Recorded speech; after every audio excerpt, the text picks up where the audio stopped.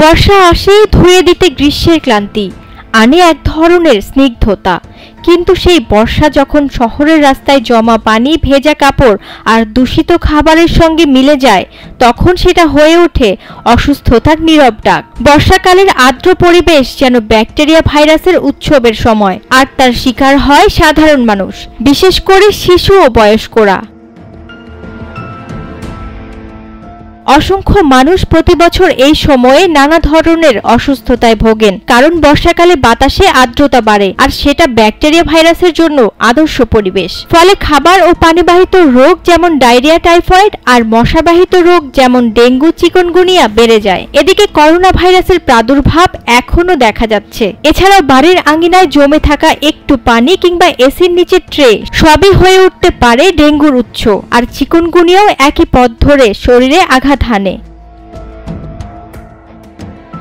এ সময়ে আমাদের কিছু বিষয়ে খেয়াল রাখা উচিত। মশা যেন জন্মাতে না পারে সে ব্যবস্থা করা খুবই জরুরি। নিয়মিত পানি ফেলা, মশারির ব্যবহার, পুরো হাত পা ঢাকা পোশাক পরিধান করা, পাশাপাশি জানালায় জাল দেওয়ার অভ্যাস করতে হবে। রাস্তার পাশে ফলের জুস, শরবত কিংবা অল্প ভাজা পোড়া বর্ষায় পরিহার করতে হবে। এগুলোই হয়ে উঠতে পারে পেটের অসুখের ভয়ানক উৎস, কারণ ডায়রিয়া, আমাশয় কিংবা টাইফয়েডের মতো রোগ বর্ষাকালে হুট করেই হানা দেয়।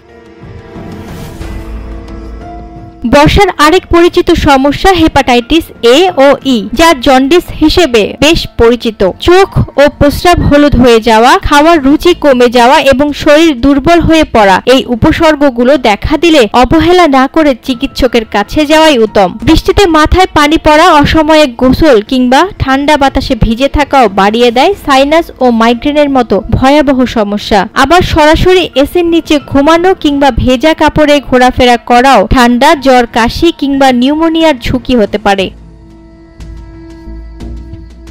বিশেষজ্ঞদের মতে হালকা গরম পানি পান, গার্গল, সময়মতো ঘুম ও সুষম খাবার, এই সাধারণ অভ্যাসগুলো রোগ প্রতিরোধে অনেকটাই সহায়তা করতে পারে। বর্ষা যেমন প্রকৃতির সৌন্দর্যকে বাড়ায়, তেমনি যদি আমরা সাবধান না হই, এই মৌসুম হয়ে উঠতে পারে অসুস্থতার প্রকোপের সময়। তাই বর্ষার সৌন্দর্য উপভোগ করুন, কিন্তু যতটা সম্ভব তার অসচেতন দিক এড়িয়ে চলুন।